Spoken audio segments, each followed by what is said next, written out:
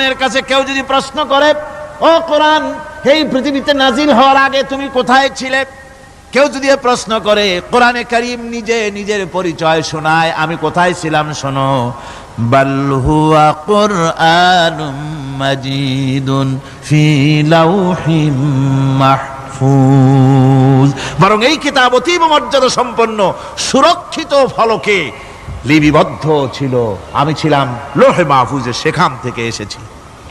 যদি কেউ প্রশ্ন করে, কোরআন কি কোরআন, তুমি কার উপরে অবতীর্ণ হয়েছ?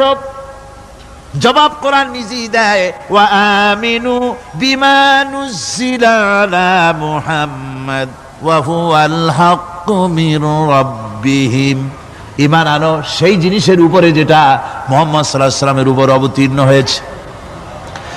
আবার অন্য আয়াতেও জবাব পাওয়া যায়, তাবারাকাল্লাযী নাযালাল